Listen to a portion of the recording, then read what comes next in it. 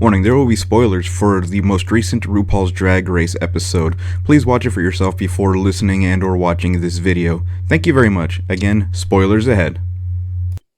Hello, and welcome to the premiere of what we like. I don't know, it's a working title, but it's basically our opinion of RuPaul's Drag Race. Yep, so every time RuPaul's Drag Race comes on from season, because we're on what, season 17?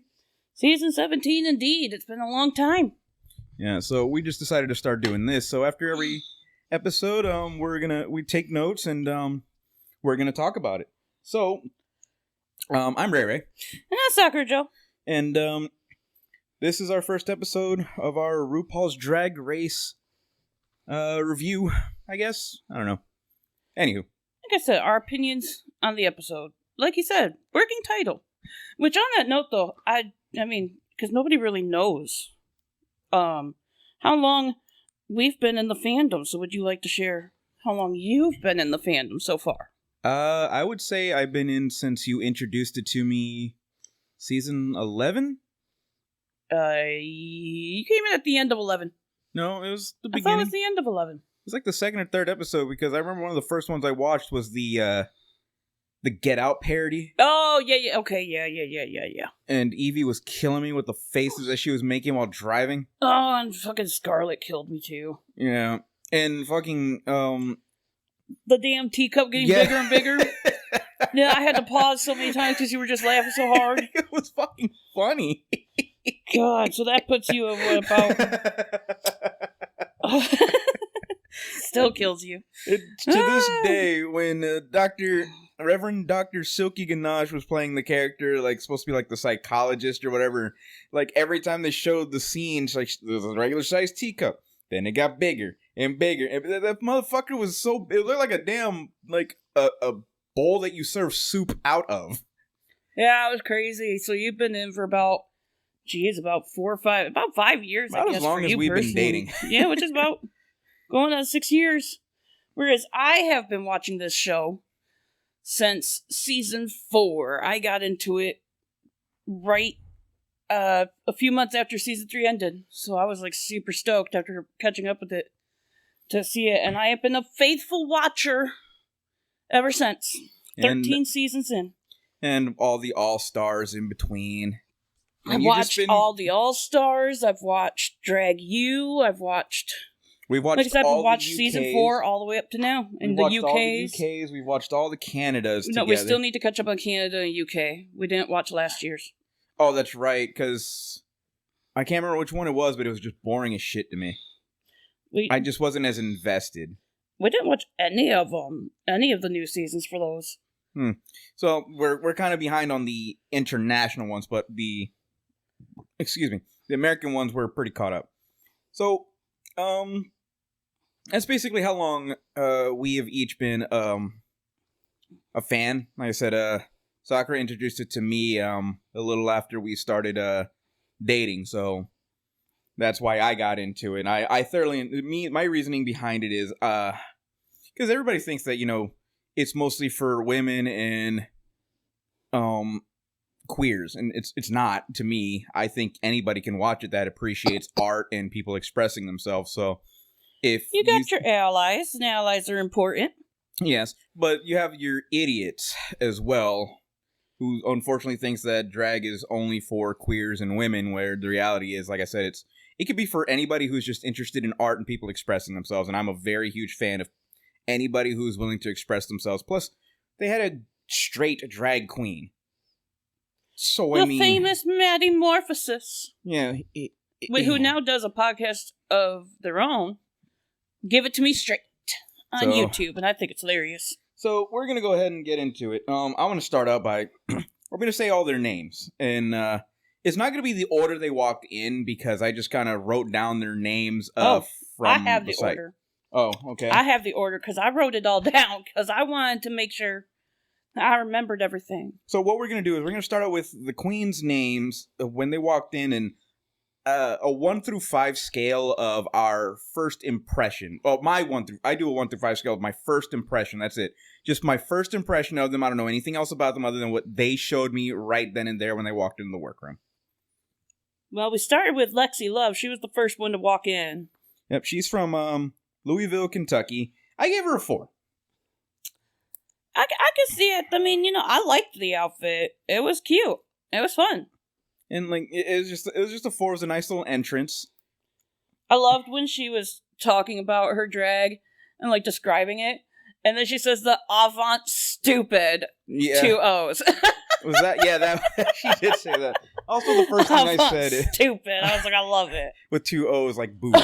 Yes, I loved it. It was and so she funny. gave me some like just on appearance, like when she was in drag, she kind of gave me very very slight Violet Chachki vibes. Like they're both tall, they're both very skinny, and they have this certain head shape. Now, as far as skin tone, attitude, and drag style, no. So it really wouldn't. I love you, but it drives me nuts when you're like, it gives me this vibe. I'm like, no. They make you think of this person because they look similar. That's probably they don't what it boils act down. Similar because it's like they could be completely different people. When I use the word vibe, I mean it could be resemblance. It could be a number of things. I can see where you think that she slightly resembles Violet. So, but no, she was fun. That was fun having her in. I personally do not rate them on scale immediately when they walk in. I am that person who's like, okay, I'll tell you if I think your outfit's cute. I'll tell you if I think your entrance line is cute. If I don't like it, I don't like it. And that's pretty much where it's at. It's like, did I like it or did I not? And that's where I'm going to leave it at for me personally. All right, who was the second one who walked in? Joella. Joella from L.A. Yeah, I loved her outfit. I did too. Really loved it. It was really beautiful. Very really cultural. Well done. Yeah. She said she was from Korea? Or Koreatown, is what she jokingly said. I believe so. Yeah, and but it was cute. I really loved it. It was really nice. I also gave her a 4. Very honest with herself and knows who she was and all that. It was really nice. I gave her a 4 as well from my first impressions of her. Yeah, so I definitely give her a 2, especially for that outfit. I give that outfit a 2. Mm-hmm. And then we had Corey King. Corey King from Boston, where my family actually lives. I personally had to give her outfit a soft boot. Personally, I wasn't impressed. I got the fact that she, quote unquote, Black Barbie. I was like, I feel it. I'm living for it. That's nice. But the outfit, I'm living for the aesthetic. I was not living for that outfit though. Right. I wasn't living for the outfit myself. But the personality is what took it for me. It was interesting that she brought up the fact that she is a manga artist and she wants to be something that you can draw. Was that the one that they said that was like RuPaul reincarnated or something like that? I don't remember any of them saying that. They said that someone said something like that. I can't remember who said it though, but I don't know. With the blonde, yeah, I think it was her because she walked in with the same kind of wig that big RuPaul, giant blonde wig, which is like RuPaul wears that a lot herself. The Barbie shiny pink dress. Yeah, a little too bright for my taste, but it was just basic. It was a basic Barbie dress in my opinion. So, but that's just me. And then we have Lydia. Whose last name I can't remember. Collins. There we go. Lydia B. Collins, where the B stands for butthole. She's from Pittsburgh, Pennsylvania. And I liked her entry line because as soon as she introduced herself, she came in and said, someone must have said my name 3 times. When I found her name was Lydia, I was like, it must be a Beetlejuice reference for Lydia Dietz. And lo and behold, that is actually one of the inspirations behind her name. Yeah, it was... She was cute. I'll give her a soft 2. Wasn't she like the young her one? Outfit. I think she's like 22. Yeah, Lydia is the one, I believe, who's 22 and said she's been doing it for 3 years. I gave her a 4. Definitely, and she said that she likes the DIY style. Yeah, and I think, and I have a lot of respect for those queens who make their own things. It shows like more than just being able to wear an outfit. It shows that they know their body proportions, how to make an outfit and sell said outfit at the same exact time. It's just so much. Now, mind you, that is fun, but the whole thing is the fact that can you do it well? Can you execute That's what You're I'm saying. planned well with your DIY, or are you going to be sloppy? Are you going to be somewhere in between? So I'm not impressed yet. I'm not counting her out. You know, I'm like, okay, let's see what you can do. Yeah, I get it. We had Ariete, who was drag daughter of Irene Dubois. And, gosh, Irene Dubois was the first out. Yeah, last season. No, not last season. The season before. Season 15. Yeah, 15, where they had that. Yeah. It was like when they called that season, because it was so short, it's like, who's ready for the TikTok of Drag Race season 16? Yes. It's like you blinked and you missed it. Oh, I hated that. I gave her a 5. Because she was just very... I liked the outfit, the attitude. It was just all there for me from a first impression. And she's from Seattle. I gave her outfit a big shoot on that one for me personally. I loved it. I was all about it. All those points. It was just cute. I loved it. Well, it also speaks to my personal style. So right. I guess I'm a little biased, but I loved it. It was cute. It was punk. It was artsy. I loved it. Yeah, she was one of the two that got a 5 from me. Yeah, and then we had the next one to walk in was Jules Sparkles. Yeah, from Tampa. Yeah, I wasn't sure how I felt about her when she first walked in. I was like, okay, you're cute, but meh. That's it. I gave her a 4. I like the outfit. I wasn't she had an sure. Interesting little personality, kind of quirky and silly. But like I said, we're just going on first impressions. We'll go on about more of what we thought about them. I'll see where it goes. I saw her, and my first impression was, okay, let's see what you've got. Let's see what you bring the rest of the episode. It should be interesting. She loved being pink and girly. It's how she described her thing. Her drag was pink and girly everything. Yeah, because she kind of gave me I was like, okay. Ariana Grande vibes. Yeah, like she really loves Ariana Grande. Yeah, like I'm like, that's cute. Okay, got, like the hairstyle and the kind of way that she dressed, type deal. Lana Jarre was our next one. Okay, so I'm gonna go ahead and admit something. It took me a minute because I wrote this down. I wrote down their names in order from their wiki, and I was in such a hurry I didn't really put together what the name was. Pun. I'm big on puns, especially with certain names. Like one of my most favorite drag names is from Canada. Her name was Irma Gerd. And I could not stop laughing for a good minute. Like, if you want to know, like, the laughter I had, go to episode 26 of Paper Mario. That was the kind of laughter I had when I first heard Irma's name. Yes. And I've heard some funny-ass names since then, like, what is it, Boulay Brothers? Dragula, where one of them, her name was Sigourney Beaver, and I fucking lost it. Oh, my lord. That was another one where I had to pause for a good minute or so. That shit was funny. Now, I didn't put together that her name is a pun on lingerie. Unfortunately, it took me a minute to figure that out because of those fucking cliffhangers.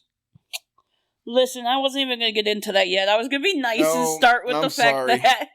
I was going to be nice and say, okay, well, she had her drag mother, who's Lux Noir London. Who is very, like, I wasn't very polished. I wasn't, very good queen. I wasn't a fan of Lux because she tiptoed the line between ego and confidence. And my issue is arrogance and confidence. I think is what you're looking for here. Yeah, arrogance. She came off as more arrogant than confident most of the time. She earned her spot in the top 4. She grew on us. She did eventually come be like, and would come out and defend herself in a well done way, I believe. And she was good. She was good, but that's why I was gonna start with that though. Because Lux is very well put together and everything. And so it was interesting to see Lana come in. And the very first thing I noticed was those cliffhangers off them damn shoes. And I was like, this is cute. And then there's the cliffhangers. Oh! And I'm also not a fan of individuals who come out with just the kind of bra panty look and then a jacket. That's just not enough for me personally. I think that I just think that having Lux as a drag mother, I expected more. Come in, let them underestimate you. You can't give them everything right away. That's fair. So, okay, I wasn't going to clock it. It worked for Willow. Yeah, so I wasn't gonna clock it, you know. But no, the fucking cliffhangers. To quote, as you brought up before, Violet Chachki, to quote her, cliffhangers, that's a boner killer. Like, my lord. Oh, but it is too. It's so bad. It's like, oh, this is so good. Sexy. I'm loving it. Cliffhangers. Done. Over it. Everything sucks now. That's something, so like, I'm hoping that the best example of that is if you watch Family Guy when Peter lost his memory. Oh, God. And Lois was getting ready to sleep with Quagmire. And you see this, like, you thought that's like his knee sticking up in the blanket.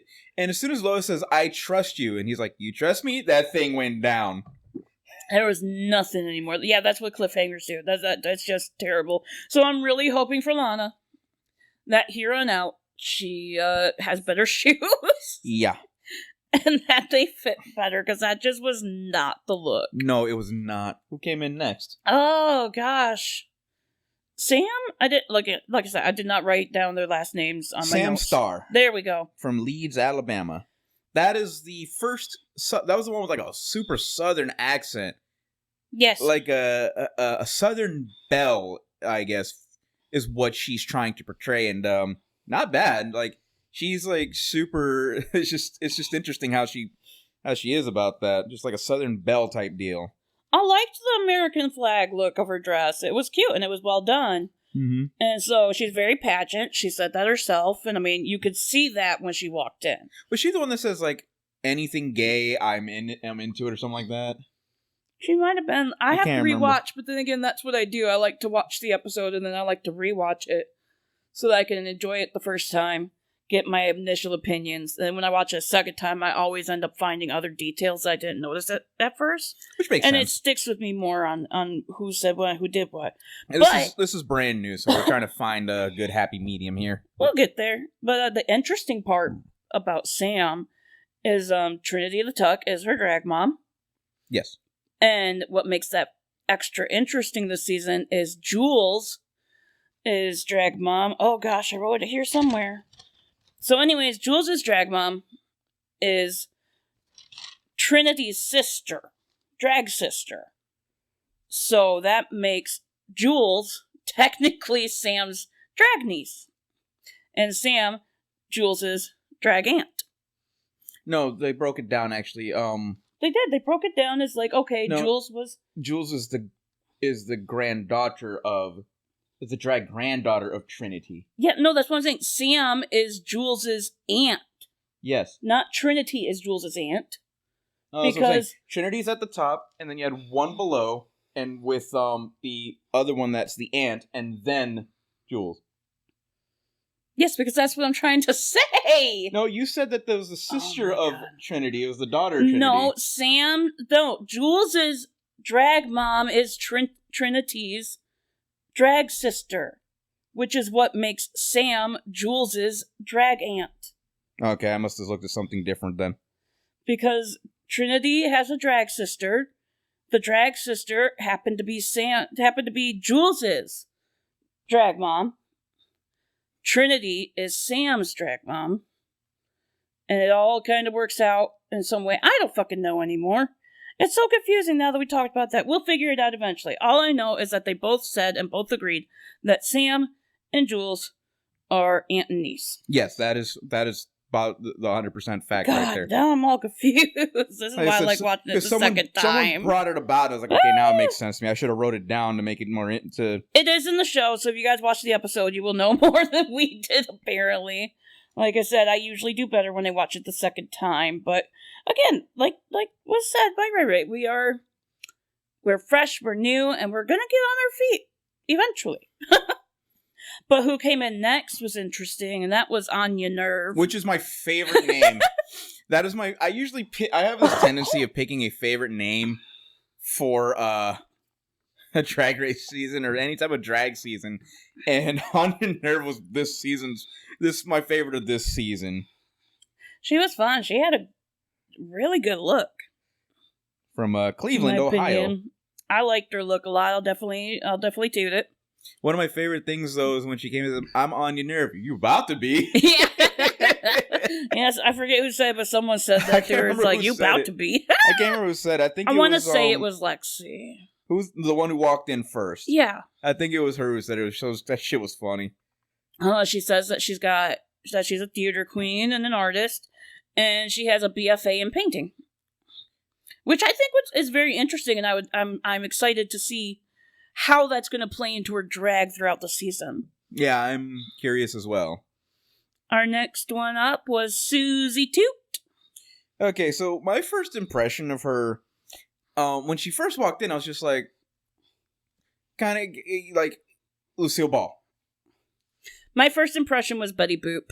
I mean, the drag makeup was 100% Betty Boop with Lucille Ball hair, but Betty Boop from the face down, Lucille with the hair. Which is interesting considering that what you saw and what I saw were both correct, because that was what she said was her inspiration. She very specifically said that her drag is like Betty Boop and Lucille Ball inspired, and I thought that was fun. Interesting fact is Betty Boop is one of my aunt's most favorite cartoon characters. Oh yeah, you told me about that. So that's kind of funny that's how that worked out this season. And she was an interesting one. When I first saw her, she's from Fort Lauderdale. I saw her and I was just like, she's gonna be one to watch. I feel like she's one to watch. She's gonna be interesting. She's very unique. She came in, and right off the bat, I was just like, she is going to be very, very unique. And depending on how well she does in this first episode, is going to tell me how well I think she's going to do the rest of the season. And we'll get to that later and how well each of them did so far. Well, yeah, that was my first impression, though, where I looked at her and I was like, depending on how well you do this episode, I'm looking forward to it. That was my first impression. I was looking forward to what she was going to give. And it was interesting that she said that she was in a campy queer horror movie. I'd love to look that up and find out which one. Me too. I actually would like to see what that was. We probably already heard of it, just haven't watched it. Possibly. Our next one was Hormona Lisa. Yeah, the one that was... She's from Chattanooga. The one that she says was handpicked by RuPaul with that viral video. Oh, I looked that up. I believe I screenshotted too, because I was like, okay, I'm going to get all the information on this. Well, I mean... I was like, I need to know. That would be it. Like, I'm actually curious about that one too. I guess we'll watch it later. I'll watch it at some point because I'm gonna look for it and put it in the description so anybody who is wondering what we're talking about, they can at least. I'll put the link to the viral video as best as I can so people can watch it. So you'll find it, and this is the quote that I got from the wiki. This southern bubblegum babe was infamously plucked from the crowd by RuPaul on the Atlanta stop of the House of Hidden Meanings book tour and invited to Hollywood. So, and she said that when Ru called her up from the crowd to talk to her, it's like, have you ever thought about auditioning? And she was like, oh, I have my audition tape right here. And then she pulled out what I love to call her doohickey of doom. Oh, God. It's a thumb drive. Yes. A USB drive. But no, she pulled it out and was like, I got it right here. And apparently one thing led to another, and Ru was like, you're coming to Hollywood. You have an open invitation. So it was very interesting. So I was like, oh, you've got some big shoes to fill right there, because you already have this huge thing about you. Like, people are going to be expecting a lot now. And really seeing if that was worth it. Unfortunately, I gave her a 3 because, like, I wasn't a big fan of the outfit that she wore, and because she didn't contour the chest as well as I prefer it, and saw, like, the fact that, like, the way that the top part looked. It felt like the bra was coming out. Yeah, it just kind of really destroyed the illusion. That feels messy. That feels messy when your bra is falling out of your dress. So I gave her a 3. Like I said, it's only the first day, so it can easily turn around, within the next couple of weeks. Easily, but I definitely booed it. We'll explain why that makes sense. Definitely booed it. And the next was Crystal Envy, and based on her last name alone, any fan should know who her drag mom is. Which is weird considering that she didn't say anything about it. Because again, any fan should know. Maybe that's what she was banking on. Is just It's the a fact possibility. that the last name is Envy. That's true. She's I from mean, or did she Asbury say Park, something? New I don't Jersey. remember it now, but she might have, she might not have. But at the same time, like I said, the last name is Envy. How, if you're a fan of the show, how do you not know? How do you not know? Right. And I really loved her look. I tooted it. She came in looking gorgeous. She looked stunning. Personally, I gave her a 4. we had Acacia Forgot. Okay, so I actually That was a good one. That was originally the name I liked while going down the list until Anya Nerve showed up, and I was like, nope. In case you forgot, I You're now forgot. second place. She described herself as very honky tonk, and she described her drag as being like 80s Dolly Parton and Stepford wife, had a baby pretty much. But I was not a fan of the dress. It looked too... No, I hated it. I give that a hard boo. That was not a good first impression outfit to wear. Cute. You're going to your 1980s prom night. Good for you. She's from LA as well. She also... Didn't you say she looked like... out of drag, she looked like... Bower from It, Chapter 1 from the 2017 movie. She looked... She looks like the out of drag kid. like the bully kid Bower from It. And I couldn't help but giggle a little bit to myself.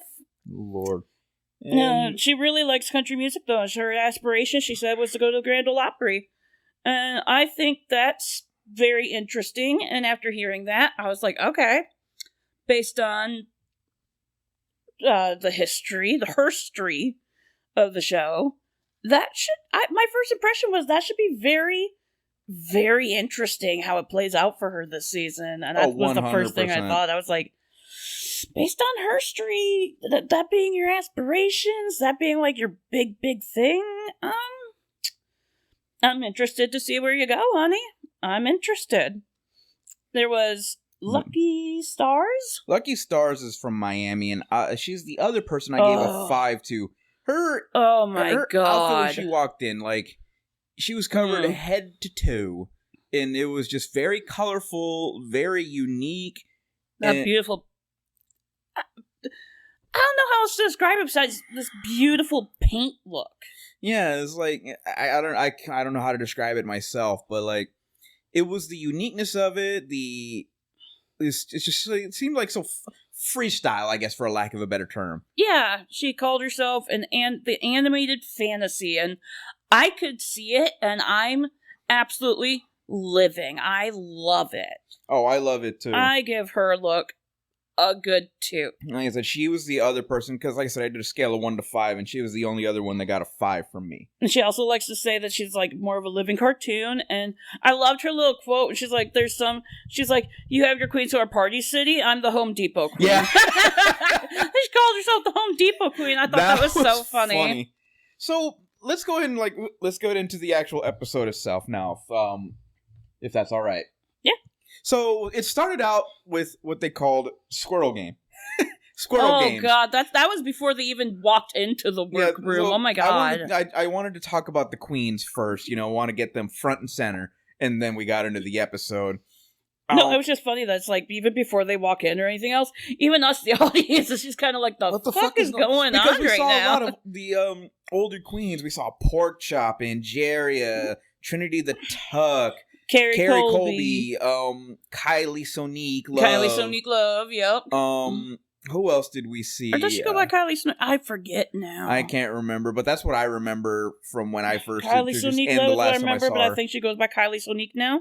Either way, love her, great queen. She was a winner in All Stars 6 or 7, I don't remember. 6. Had to be 6, because 7 was the All Winners. And we just got through 8 not too long ago. Yeah, and But who else was there?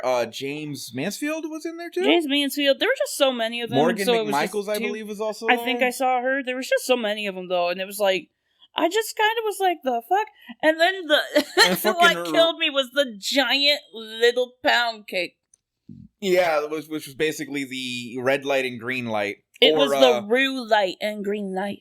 Yeah, it was like, if you ever played Resident Evil 8, there's this, you gotta do the polar opposite, though. Like, you gotta look at this mannequin, and if your back is turned to the mannequin, it'll come kill you.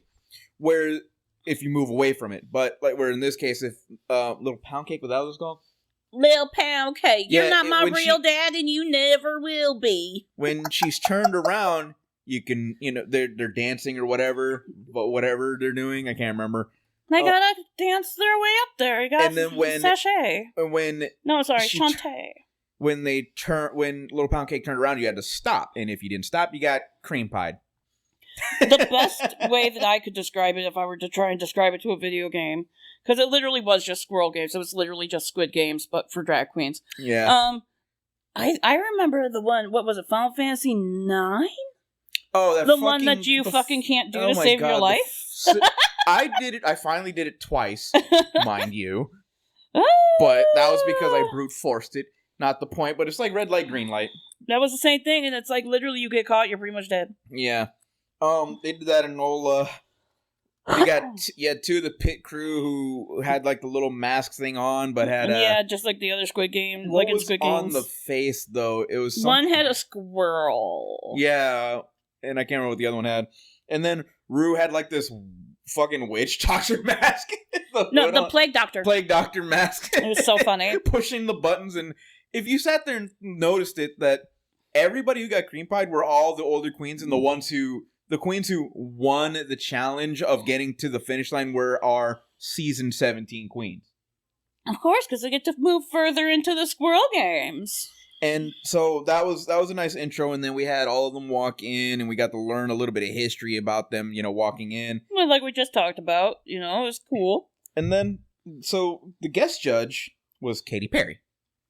If you don't know who Katy Perry is, you've been living under a rock, okay, babe? But let's just be honest here. You're either too young to be listening to us, or living under a rock.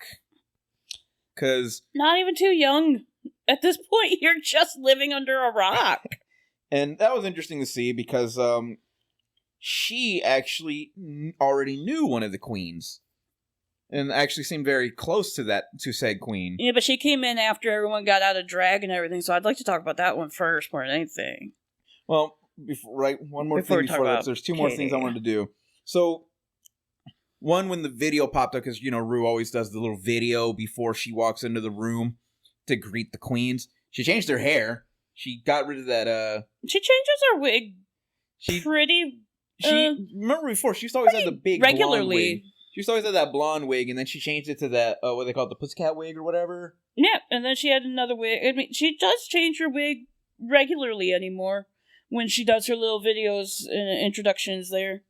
And came to find out that that entire Squirrel Game thing was a candid camera mini challenge.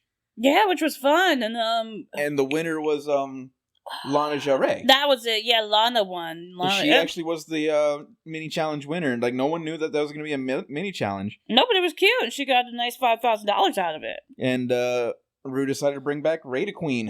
5,000? Huh? I believe it was 5,000. It was $5,000. Yeah, she won $5,000.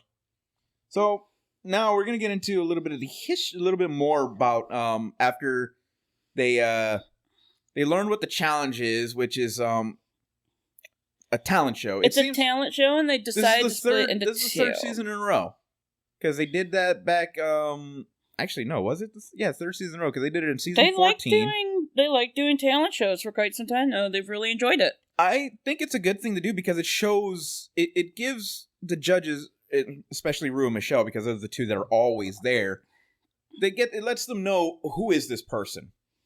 Lets them know who you are, and lets you make a statement, and lets you make a good impression. It's a good way to make a good first impression. And for this or a bad one.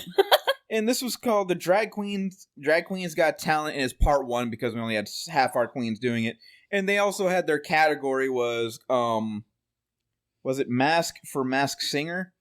Or some shit like that? Mask for Mask Singer, but here's the thing on why they were doing 2-part talent shows. Because Rue said that it was twist after twist after twist when he came in. Jesus Christ, you were getting so impatient. First, it was because it was so many of them.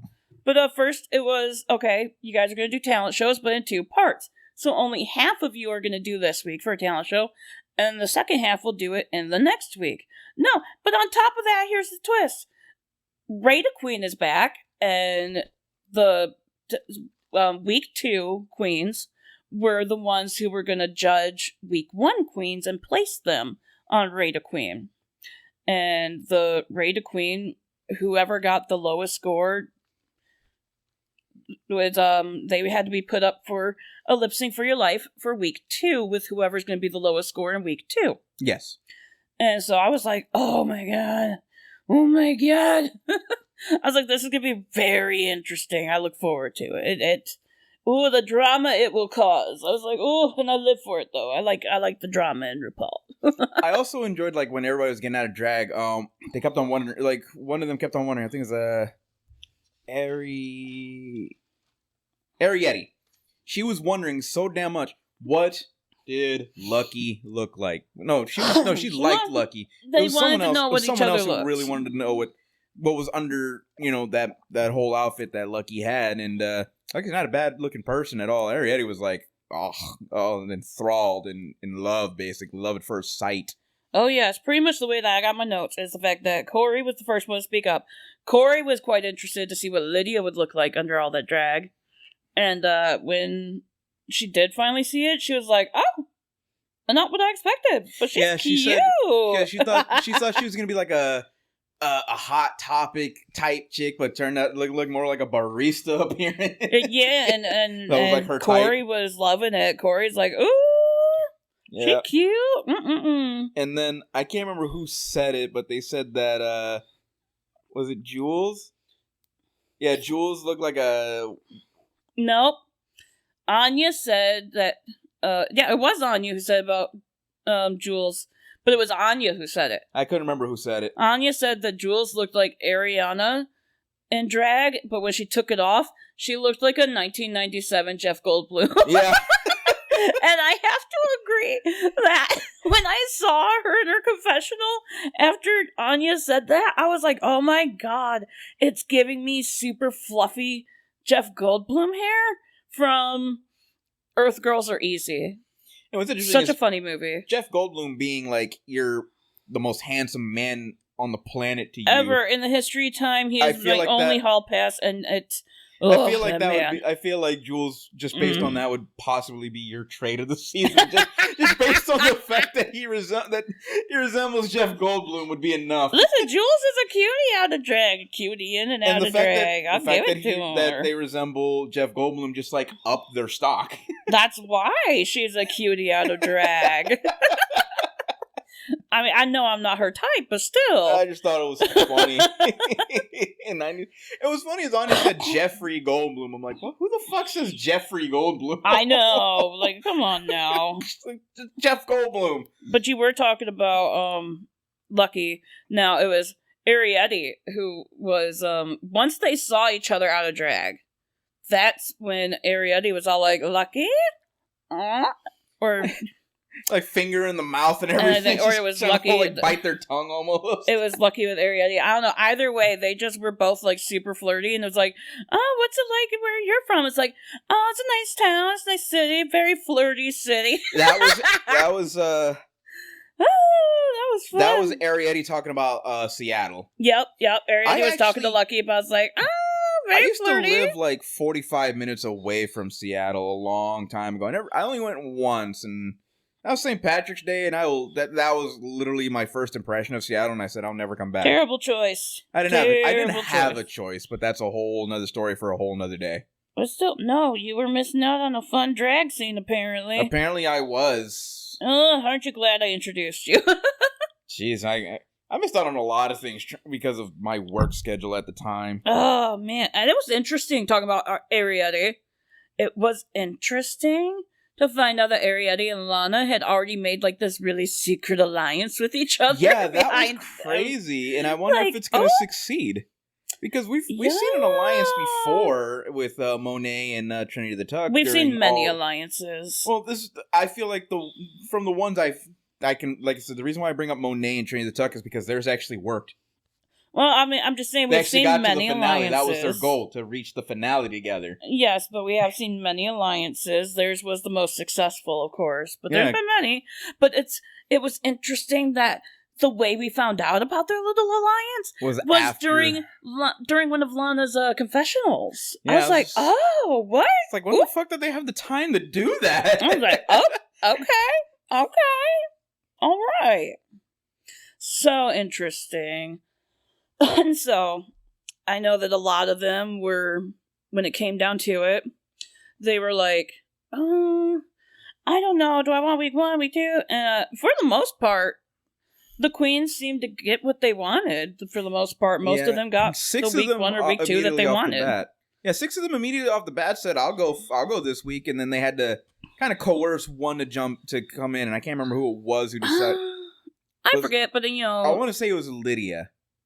Might have been, but they had to get somebody in on it, and every other some of the other ones had their own reasons behind why not doing it. Like, if I recall. Let me make sure that I'm correct.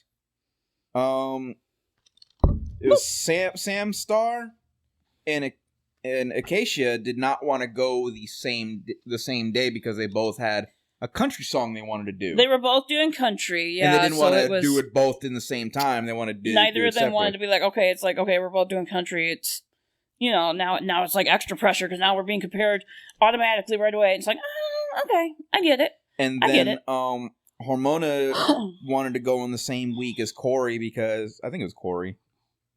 She wanted to go in the same week as somebody, but for what reason? Because every time Hormona said that she spoke, this individual kept on looking down like they just could not stand them. So she didn't want that person to have their future in their hands. Makes sense to me.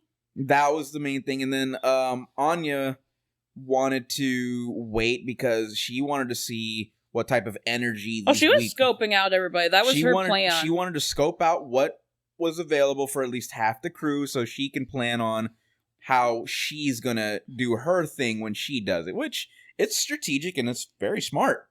Oh, it's what I would have done. I would have wanted to go week 2 because I would have been like, let's see what these other girls are doing and what they can serve and what they give us. And that gives me an idea of what to expect from here. And I think that was really good. I would have done the same thing. It was interesting talking about queens, and we just recently talked about Jules, but it was interesting to learn her past. Which one, Jules? Yeah. Because she talked about when she was... Yeah, she said when she was 14, she had that tumor on her neck, which was really fucking with her spine real bad. So at 14, she had to have 3 surgeries to get like biotic or something spine. Like that. Yeah, she called it like a biotic spine, and she had to relearn how to walk. And when she started doing drag, she said she was kind of sort of immobile, so she wasn't as mobile as she would have liked to have been. But she got through it, and she's on the show. So I mean, clearly she did something right, and her hard work paid off. Keep that in mind because I want to bring that up during the challenge. Oh yeah, no, it's important when we get to that. The other thing that happened was while they were all getting ready and everybody was, getting ready for the at least the runway, Katy Perry walked in. And when we were about to go to commercial, someone was crying. We're like, the fuck, is someone crying already? And we're like initially like, whose nerves are already shot? And then when we find out why the person was crying, we're like, oh shit, okay, that's good tears. It's good crying. It's the emotions. And it was Joella? Was that her name? Yes. Yeah, Joella and Katy is one of Katy Perry's like biggest fans. That's when Katy came into the room and everybody was like shocked. They were like, oh my god, it's Katy fucking Perry. And then Katy walked straight to Joella. Recognized her immediately. And gave her a hug.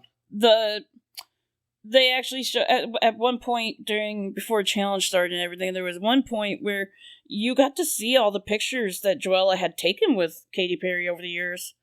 And Katy's like, I feel like I created you, and Joella Katy was really proud of her. Joella just kept thanking her, saying that, like, got her through some shit. And you know what? Good for her, because there was this thing that Joella was saying during her confession was like, you grow up, you're the weird one, and everybody's picking on you because you're different and keeping you out of conversations. And she'd go home, and Katy Perry basically, she was able to relate to that. Really the music helped. And to me, I sat there and, I would. This is what I say. If you get pushed out of conversation because you're different than them, fuck them. They're not the people for you. It's as simple as that in my mind. You're gonna find the right people. It's gonna take time, and it's gonna suck, and it's gonna hurt going up to that point. But when you find the right people, all that hurt and waiting and patience will be worth it because you'll remember it happens, but it won't be holding you back. Oh yeah, no. Like you said, the runway challenge. We'll get onto that now. Okay. The runway challenge was the Mask for Mask. Yeah, Mask for Mask singer. I actually wrote down. Yeah, Mask for Mask singer. That was cute. I liked that runway. It was. Actually wrote down what everyone was from what I can see. I wrote down my own personal little tiny things. Like Acacia was the first one to come out, and as she explained it herself, she went from snowman to hoe. It wasn't. I booed it. It wasn't the greatest. I did not like it. If I would it was one of those things of it was a nice little concept, but she took off the snowman head, and it was like, "Ooh, look at me! Now I have this strappy stuff on. Cute." It didn't feel cohesive. Okay. It was like if I peeled a banana and there was a hot dog there. It wasn't a cute review. It wasn't cute. Joella came out and she said that she was Woman in the Moon. I really liked her outfit. I did too. It was really neat. I'll give it a soft toot, though, personally. It just wasn't as wowing as I wanted it to be. But it was really nice, and it was good. I liked the galaxy look that she was giving with her dress, where it draped around like that. Oh, yes. To give that swirly galaxy look. Because we all know the galaxy look is swirly. And when you look through a telescope, you see it swirly. It's beautiful. So I really liked that. And the mask, being the moon and stars, was really pretty, and it was really well done. It was really nice. I really liked it. Jules came out, and I called that one a 60s masquerade ball. I wouldn't even call it a 60s. I would have... Well, the reason why is because that's what she said. Oh, really? She said it's like if Ariana Grande went to a 60s masquerade ball. Okay. She did say that, didn't she? Well, so either way, it was cute. That's why I wrote 60s. Either I wasn't sitting there trying to assume what year it came, what decade it came from, because I would have fucked that up. It was cute. It was pretty. It was like a modern day Victorian dress, it felt like. Maybe not Victorian. Back when masquerades were popular. Okay? Yeah. And it was so cute. It was like a modern day one of those, and it was really awesome that her masquerade mask was also her fan. Yeah, it was. That was so cool to me that the masquerade mask was also the hand fan, and it was that was fun. That was a lot of fun, in my opinion. Ariadne came out as she described, the bloody tribal priest elf. I thought it was tribal elven goddess. I don't know. Something. I could have sworn it was tribal elven priestess or some shit like that. But either way, I really like that because, I love the fantasy style of things. And I'm very harsh on fantasy. You know this. Oh, yeah, of course. I enjoy it, but, you are, one of the biggest critics of fantasy styles that I've ever known. Because I love fantasy. It's so important to me. I don't know. I just love fantasy so much. And there's nothing wrong with that. But, okay. It was okay. It was alright. I wasn't mad at it. It was cute. Sure, but okay. Yeah. I'm gonna leave it at that. It was cute. Very cute. Next was Lydia. I'm looking at my notes. I don't even remember what Lydia came out in. She came out as an alien. I just know that I wrote on my notes, no. I just wrote no. It was that bad, huh? It wasn't for me. It was not for me. It was immemorable. I just, like I said, I don't really remember it much, and I just wrote down the word no and moved on. It's like, nope, I'm done. I'm clocking out. Now, the next one for me, I'm biased for one reason, and one reason alone. That was Lucky coming out as pizza. Pizza is my most favorite food of all time. It was cute. The mask was a pizza box. And then when the box came off, it was a slice of pizza, and I was like, you know what? I'd eat that. I'd eat the fuck out of that. She was a slice of pizza covered in pizza toppings. It was... I loved it. I'm biased, great. So that's a shoot for me, because I fucking love pizza. I still give it a 2, because it was cute, it was fun, and I liked that it was fun. It could have been looking at it and looking back on it, could it have been a little more? Of course, everything can be a little more. Or, like, a little more well done, personally, in my mind, yes. But the craftsmanship and everything. But that's just me being nitpicky, I guess. And so sometimes you gotta be nitpicky. But it's cute. It wasn't... I liked it. It was very unique. No, by far it wasn't. By far it was not. No. That was good. I like Lydia, okay? But my God. You just wrote, no. Now let's get on to Susie Toot, though. That was a look. Yeah, it was. That was fun. The coin? Until the coin came off. Yeah, I didn't mind it, but... It was underwhelming when the coin came off. It was just underwhelming for me. It was for me, too. I was like, okay. Well, I was all excited. And it was fun that on her coin, it said, "In Toot we trust." Yeah. That was fun. I liked that little detail. I did. And she, like, did her own little thing. It was fun. That was a fun look. I definitely give it a good toot for that. I loved it. Right. Oh, Corey was next. Corey's was nice. And, the raven dress. Well executed. Oh, yeah. It looked really nice. Really nice I thoroughly dress. enjoyed it. It was actually it was easily like one of my top 3. I have to say, sure. definitely one of my top 5 for sure, if not top 3. And I loved the mask that she did, like the skull of a crow on it, and it was like really pretty. Cool. It was really well done. The detail was great. The detail of the feathers was really nice, and I liked that. So, and then you had Hormona, which, you know what? Skunk. Yeah, I was going to say that she held up her own coming in after Corey and everybody. It was just, I liked the glam skunk. I thought it was cute, and it definitely fit exactly what it was. Mask for Masked Singer. So, I mean, she's got the outfit on, she had the mask, and if you've ever seen Masked Singer, that's exactly what she gave. She gave exactly that. Yes. That was an interesting one. What it reminded me of, honestly, is my oldest. She had a little skunk outfit when she was a baby. Oh, oh. So this is like the grown-up glam skunk now. I don't know if I still have that picture anymore, but it was so adorable. That's cute. I think I was in basic training when they took the picture and sent it to me. I love that, though. I remember you showing it to me, I think. And I gotta go find it again. So cute. But you've shown me so many, and all of them are just so adorable. I love it. Next was Crystal. I really liked hers a lot. The porcelain baby doll. I give her, if I were to give anybody a shoot for their runways, it would probably be her. I really liked the porcelain doll look. I also liked the theme of it because, porcelain dolls are very, very fucking fragile. Incredibly. If you just tap it wrong, it starts to crack. And the way hers worked, it worked like a little door that opened up, and her makeup had like little cracks in it because, like most normal human beings, so much pressure you start to crack. Well, here's the it just thing. felt like a vulnerable type of, like trying to show vulnerability. Like, look, I'm still human. And I think that was really nice. I liked that. I liked that concept a lot, and it was shown well, in my opinion.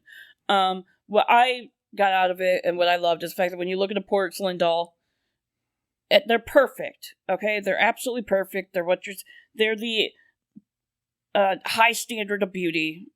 That they're just so glorious. That was my like second you said, favorite. that you open it, and once you open it past that, you can see the cracks, you can see the imperfections, and I liked that, because it's like you see a porcelain doll, you think to yourself, perfect. There's no way for a porcelain doll to not be perfect. Nope. But like I said, that was my second favorite runway look. To be honest with you, that porcelain look. It was good. The only reason that Lucky's pizza one is my favorite is because I'm biased because I love pizza. Oh, I know it. If I was unbiased, I would have to say that the porcelain baby doll is probably the best one. Yeah. Unbiasedly speaking, like being subjective or objective, I should say. Actually, I would actually have to go with the porcelain baby doll is probably the best in my eyes. And speaking of best and worst, though, and highs and lows, Lexi's was cute. It was a neat idea, but it was mid for me. It was mid-range. It was the MTV it was cute, astronaut. Though. And yeah, and then when I thought it was fun that when she took it off, and then she had like the antenna eyes going on. That was cute and that was fun, but it's still mid-tier, It was safe clever. material, in my That's about opinion. it. It's like, yeah, it was more playing it safe than trying to win. Yeah, so it's cute, and it was fun. It was great, but It's like, still safe material more than anything else. it's like, I compare it to like MMA. You have fighters who fight to win, and then you have fighters that fight to not lose. And it was more like she was the fighter that was fighting to not lose. Yeah.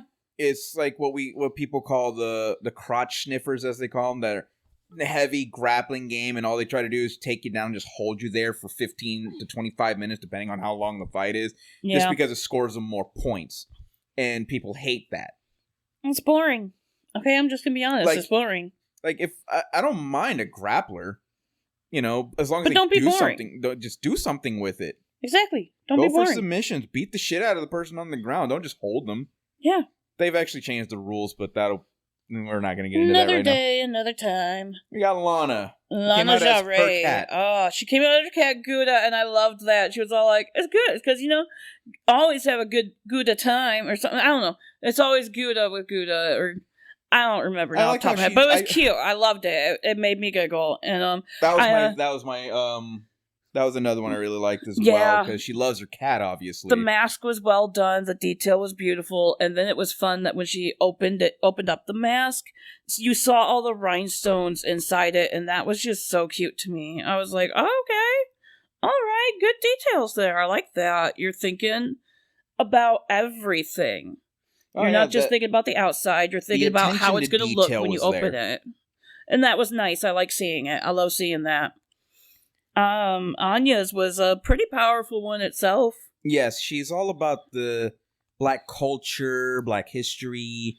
Black girl power, black girl queens, and I love that her for mask her. was self-made. I couldn't catch what she called it, but She said that it was that premature outfit, including her mask, is like all the stuff that you would see in the hair stores. Yeah, black culture. You got the pit. You got the your afro pigs. combs. You She got the actually had, hair. like, You the got your afro weaves. hair thing going on. The weave. It was all there. Yeah, And it was very nice. It gives me who was it? It was seasons ago. I want to say, was it Simone? Oh, Simone was great at giving black girl royalty. Yeah, and she had like the Oh, powerful stunning. messages of like say her name like that. Say his That's name what it and- gave me right Oh there. my And God. I actually hope to see more of her. Plus, like I said, I want to keep hearing her name because that's my favorite name. I know you do. But no, I like it when people express their culture. It's great. And Sam's was fun. Our The final one. Stormcloud was pretty fun. I thought that was cute. I thought that was a lot of fun. I thought it was very well done. I mean, she's a pageant queen and she is Trinity the Tuck's drag daughter. Sam was, yeah? Yes. Yep. And so, very fun. And I liked that a lot. So, of course, it's going to be polished and look great and look pageanty. And it was really beautiful, really well done. And I loved how she took off the Stormcloud mask. And you had the rainbow hair and this beautiful the interpretation of a rainbow in the dress. I think what she said was like she went from like we have the storm clouds and then boom, I'm gay. Yeah, the storm clouds are being like, oh, we're sad because we're in the closet. This sucks. And then you take it off and you finally are just like loud and proud. It's like, hi, I'm gay. This is me. And I loved it. I think that was a very good one. It was great. So we're going to go on to the Drag Queens Got Talent portion. So as we stated earlier, only 7 of them went. And yes, the 7 that went, one of them I wanted to talk about, but we will talk about that when we get to them. So the first one to come out... in order right now. So the first one that came out was Jules. She did a singing and dancing routine. Now, I told you to hold that thought about the whole thing about her spine. Oh, no, it gives good background. That's why I brought it up. I brought it up because, now that you guys know and keep it in mind that she had to get a biotech spine pretty much. She did not... She moved as if she didn't have a problem with her spine. Oh, she moved beautifully. The way she danced was just... It was so good. It was she did such a good and performance. Dance routine. And more of a lip sync and dance routine, but you know what I meant. It was her song, too. It was an original song. It was her and original my song? God. Okay. Yeah, it was so good. It was so funny. And it was amazing. She did a very good job. She can move. It was great. And I thought it was so funny when during her little song and everything was like, are there subtitles? Do you understand Spanish? Even as RuPaul, do you understand Spanish? Do you know what leche means, RuPaul? And then it's just like, la leche, la leche, la leche, delicioso. Yeah. It was so much fun. It was so fun. And next we had Ariete, who did a singing and dancing culture performance. It was, like, I'm one for culture. Like I said, I said this earlier. I love it when people express their culture. The problem is when in a drag show, drag it up. It didn't feel dragged up. It felt more just like a culture performance more than a drag culture performance, if that makes any sense. And listen, the judges even brought it up. We're like, that's cute, that's fun. And they talked about how she kept her makeup from the runway challenge and kept the same makeup look for the talent show. And it did not fit the talent show theme that she was going for. Not in the least. No, so that really throws you off. And really, it was just like, here, let me lip sync just a little tiny bit. And it's like, look at how much I can flow my dress. Look how well I can work with my dress, just spinning it around. And I was like, there should have been a little bit more. Yeah, I'm bored now. I would have expected, you flow the dress and all of a sudden, boom, reveal into a song. Yeah, it just... But kept up the cultural thing. It just wasn't as big as it should have been. It could have been bigger. It could have been louder. It could have been more fun and entertaining. Let's just be honest. I just looked at it like this. Like, in all honesty... Where was the talent? That's just... I mean, anybody can floral dress. I forget which queen it was, but one of them did say, it's like, congratulations, girl, you can twirl a dress, so all of us can, or some shit like that. Yeah, and I was like, you know what, babe, I agree. It just didn't feel like a talent to me. No, it was definitely a good boot. That was a hard boot for me. So, and then next we had Lydia. She did, this weird singing with camp thing. It was odd. It was fun. Okay, at the beginning... It started out very fun, and then that was it. Yeah, because it was fun. She came out in that she was in a weird-ass fucking It looked like a giant sock.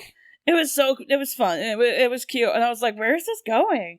Oh, this is going to be fun. And then she did more. I was like, this is so much fun. And then she came out, and that was it. That was it. She came out, and then she finished her little show, and it was like... And the only thing that saved it, honestly, that made us like, oh, cool. After she came out, Bryce was there. Pretty much, and we all know how I feel about Bryce. At least you do. I love Bryce. I'll never get over the fact that I love him. That Drag Race fandom group that we're in, where I blew all the fans' minds about when I revealed that, Bryce is a straight married man who's a rocket scientist, and they're like, wait, he's straight? Yeah. Wait, what? You guys didn't know? How does the straight new fan know this? It was, oh my god. That's because everyone's too busy looking at him being in love. He's my little cutie patootie, though. I love him so much. He's so cute. And he loves his job, and that's why he's such a cutie patootie. Now, this one was my favorite until another one showed up. And that was Lucky. Hers was good. Came out dressed out like a fucking lemon with lemonade. Yeah. Lemonade spouts on her tits. Hers was so good. I gave that a shoot. It was very campy, but the rap was really good. I think it was an original song. I believe so, and it was just... It was really good. I gagged. I was gagging. I think Anya was like, that is how you turn it. That's a shoot. That's a hard shoot. That's a big-time shoot. It was so fun. And I think the look was fun. The performance was fun. Bryce was having fun. Yeah, okay, well, Bryce always has fun. Oh, yeah, Bryce always has fun. He doesn't have to do this. He does this just because he can. The look was beautiful. The look was great. The look was perfect. Was it as polished and neat as I feel like it could have been? No, but I think that added to its charm, personally. I think it added charm. And I think that a lot of people really liked it. Just not enough, obviously. Oh, it was we'll get to that later. Great, though. So good.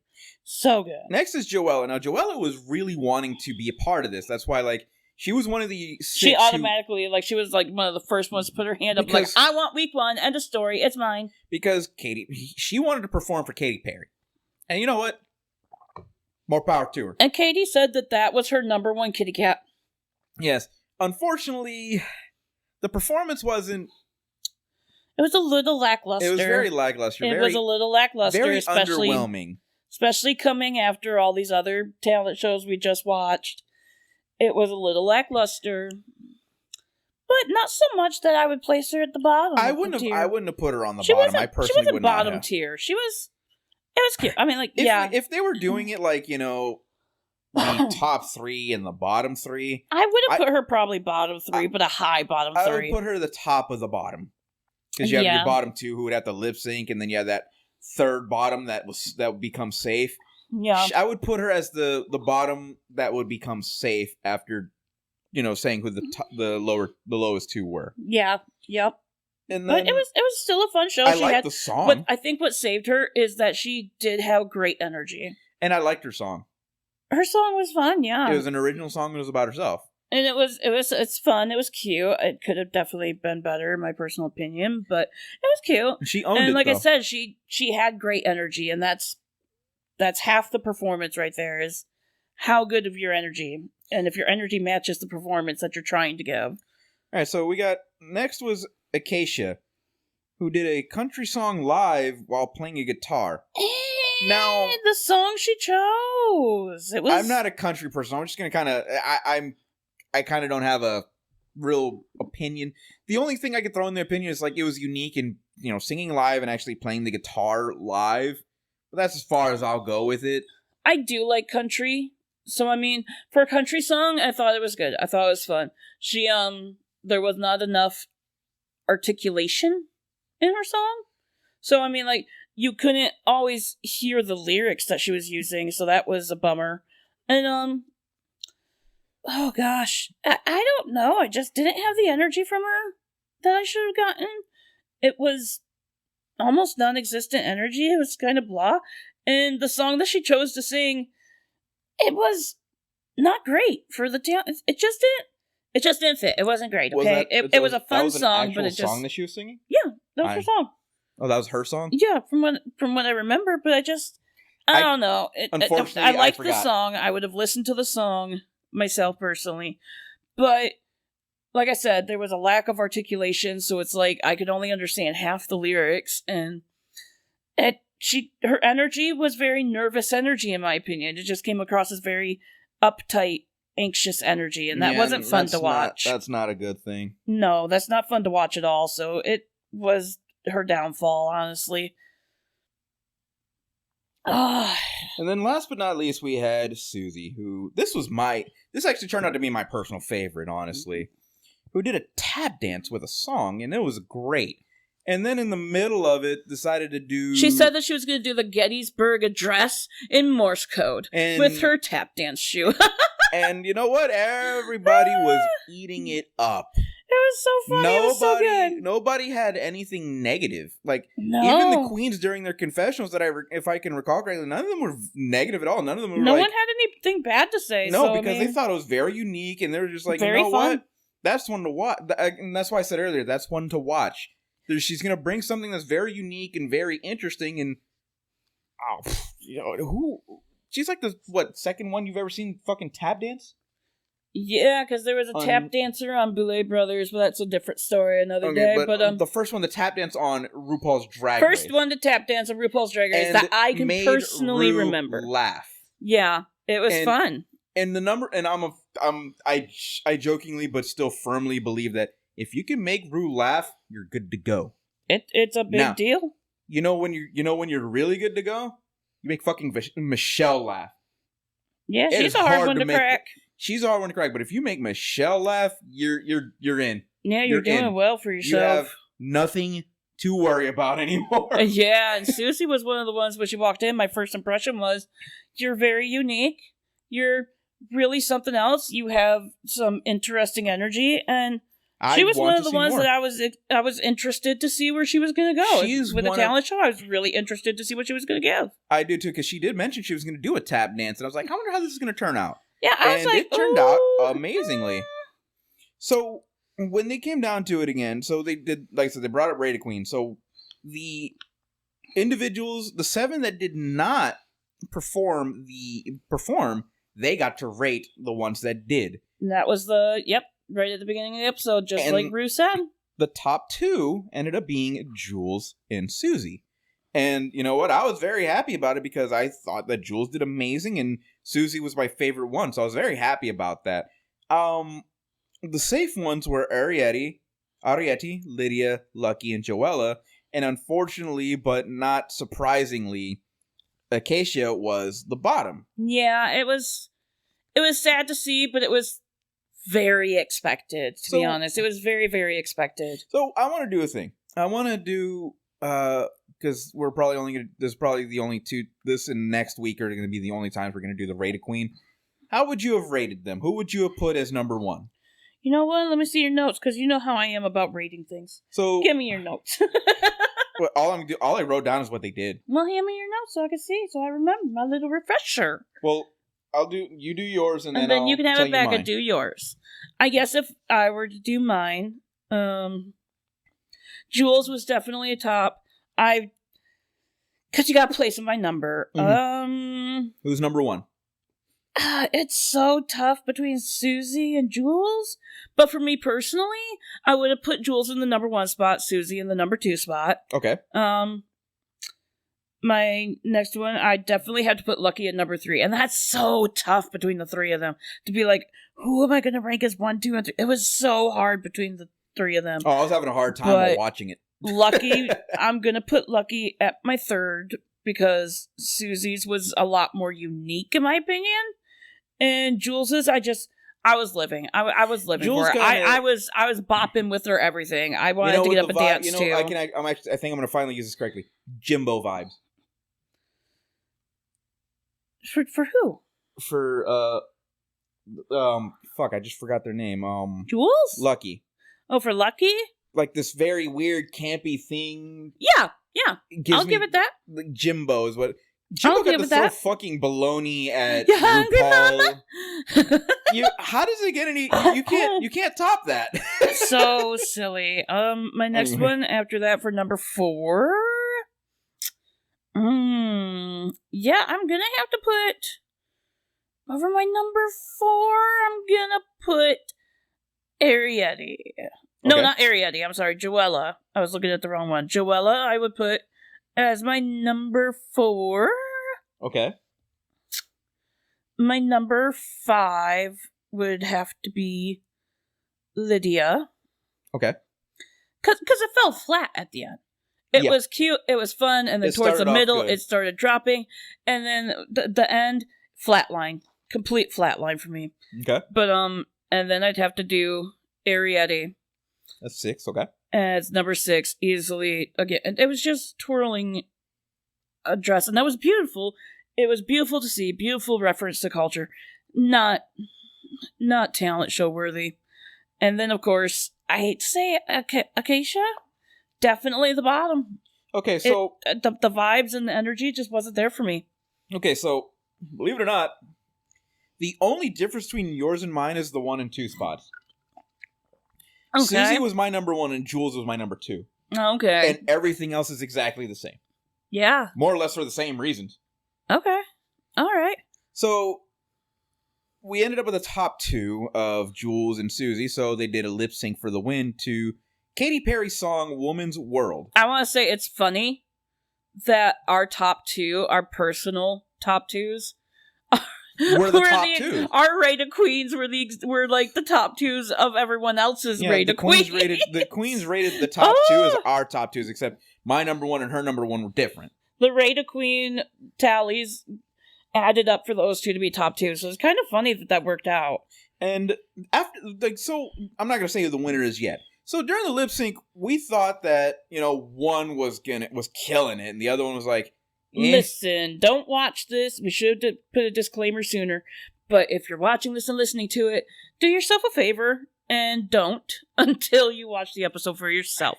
So you can form your own personal opinions and see how you feel about it. Yeah. And so that way you know everything and we're not spoiling it for you. I'm going to put that in the beginning. So keep in mind, we are not trying to spoil anything. Watch the show for yourself before you watch or listen. But I'm going to put in the beginning that there will be spoilers. I will put that in the beginning of the episode or of the thing. So as we should. And but on that note, Jules was giving it. Jules was giving such a performance. And Susie just kind of Susie was doing it. Susie was slow on it. She was slow on the uptake, honestly. But when she decided to Morse code tap. So the instead of lip lyrics, syncing, she pointed to her foot, stared them Rue, down, and was like, looked "Pay at attention." her fucking foot. She demanded that attention. Like, And look what I'm doing. Look at this. And it was campy. It was fun. Charleston. It made Rue laugh. And then did the Charleston. And like Katy Perry said, it's like, I never thought the Charleston would work with my song like that, but I guess it did. And that was fun. And it was like, after when she started doing that, then she like caught up to where, in all honesty, it could have been her momentum caught up really quick. Yeah, it was a flip of a coin at that point. For me, it was definitely. I was definitely Jules at first, but once she did that Morse code tap for the song instead of lip syncing, and I heard Rue and Judge's laugh, I was all like, "Oh!" But Rue has said on countless occasions that he loves to laugh and he loves stupid. And I'm going to bring up what I said earlier. If you make Michelle laugh, you have nothing to worry about. And Michelle was laughing her fucking ass off. And the other queens who were watching it were talking about how like they were like, she demanded that attention. She demanded that attention to the foot, and she got it. She was like, Rue, you're going to pay attention. And Susie won the first lip sync for the win. So won the first challenge. And that was fun. Good for her. Well deserved. It was deserved. It was like, after it was said and done, I'm like, damn.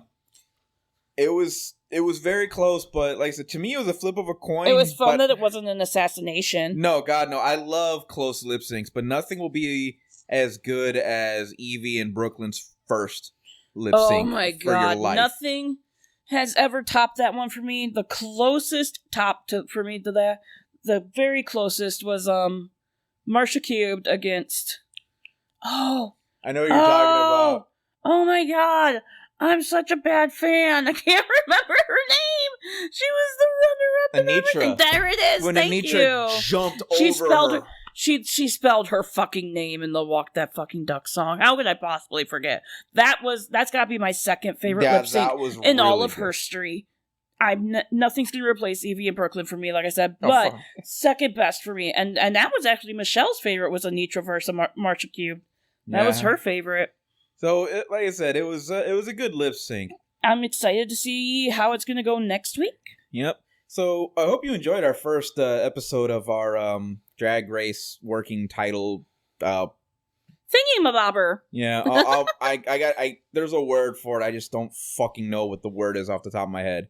One thing I did want to add real quick, though, that I thought was interesting is, I'm very much looking forward to next week, like I said, but the thing that I'm really looking forward to next week is how these other girls are going to do Rey to Queen now that they see how the other queens did Rey to Queen. And I'm excited to see, I'm interested to see if they're going to talk about it next episode, and if how many people are actually going to be honest and actually open up and be like, yeah, this is how I voted Rey to Queen, and how that's going to now affect the other queens. I'm wondering is this, votes. Are the queens that did their talent shows this evening, when it's their time to vote, are they going to vote fairly? Are they gonna sit there and be professional? Are some of them going to be bitter? Or are they going to be bitter? So, because you know me, I love. Alyssa said it the best. It's not personal. It's just drag. Yes, I mean, the moment you take it personally, that's the moment you lose in my book. I'm going to leave it at the fact that every vote is valid, though. So however they decide to vote, that's valid, and that's on them. And I'm just not going to agree with it. That's how they felt like doing it. If it's stupid, I'm not going to agree with it. That's how they felt like doing it. But it was fun. So I hope that all of you enjoyed the episode as well. Like I said, don't watch this without watching it for yourself. And we are, at least I'm personally very interested to see anybody else's personal opinions, whether you agreed with us, disagreed with us, or tell us what you think in the comments. Maybe, maybe it's mixed feelings, but yeah, it would be fun, and I look forward to having an open chat about this in the comments if you would like to. So join us next time in whatever this thing is that we're doing. The thing that we are doing. I'm not trying to rip off Team 4-Star. No, I'm really not. I really just don't know what to call this yet. Thank you for enjoying our very first game Rupaul podcast thingy. Yeah. The video game that's going to be playing in the background, I don't know what the fuck it's going to be. It's probably something random I'm going to be playing, and it's just going to be looping every, 5-10 minutes. I don't know yet. Fun. It's only there just for a visual. It's not. It has nothing to do with what we're talking about. It'll be a surprise to us. Yeah, that's for damn sure. Because I still don't know what it is yet. But thanks for joining us. So, hopefully we'll see you. We'll be around for you next week. I'm Ray Ray. And I'm SakuraJo. Laters. Toodaloo.